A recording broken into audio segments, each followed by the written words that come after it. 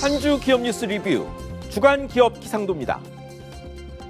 방역이냐 경제냐 고심했던 한 주였죠. 서민 경제를 더는 어렵게 해선 안 된다는 주장, 확산 조기 차단이 회복 첩경이란 주장 모두 일리는데요. 일단 거리두기 유턴 결정된 한 주, 맑고 우린 기업 찾아 기업 기상도 출발합니다. 첫 맑은 기업, 방위산업체 한화 디펜스입니다.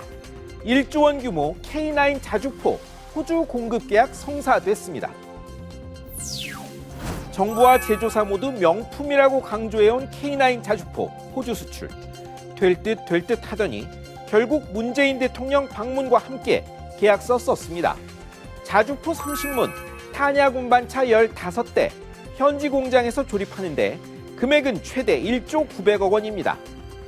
이미 7개국이 쓰는 한국 대표무기 K9, 이름값도 했습니다. 한화는 호주에서 보병 전투 차량 놓고도 독일과 경쟁 중인데요. 다시 낭보 기대합니다. 다음은 타이어 코드 만드는 효성 첨단 소재입니다. 올해 실적이 그야말로 퀀텀 점프를 했습니다. 퀀텀 점프, 물리학 용어지만 기업 실적의 단기간 내 비약적 개선에도 쓰죠. 효성 첨단 소재가 그렇습니다. 타이어 코드 주력에 탄소 섬유도 하는데요. 자동차 잘 팔리니 타이어 잘 되고 덩달아 타이어 코드 대박나 올해 예상 영업이익이 4,739억 원, 작년에 거의 12배라네요. 내년 실적도 좋다는 전망 나오고 신용등급도 올랐는데요. 작년 말 15만 원 안팎이던 주가가 지금은 60만 원대입니다. 이제 흐린 기업입니다. 먼저 현대중공업입니다. 대우조선해양 인수에 빨간불이 켜졌습니다.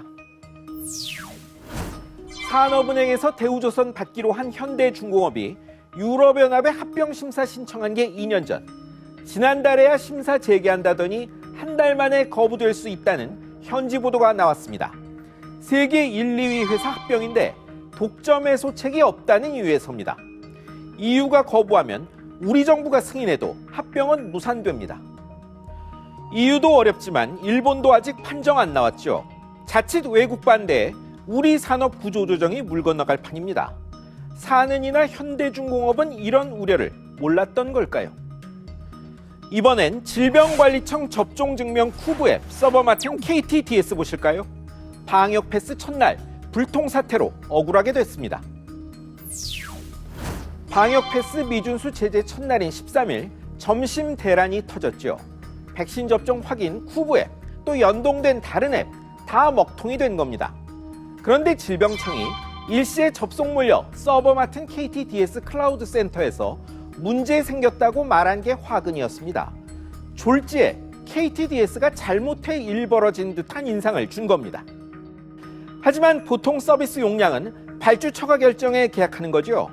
서비스 제공사한테는 일반 고객도 갑인데 그것도 정부라 KTDS는 잘못 없다는 말도 크게 못하고 냉가슴 알아야 했습니다.